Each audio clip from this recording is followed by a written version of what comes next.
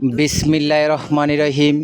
জাতীয় বৃক্ষরোপণ কর্মসূচি 13/6/2026 3 নং উত্তর সাকুচি ইউনিয়ন পরিষদ মনপুরা বলা।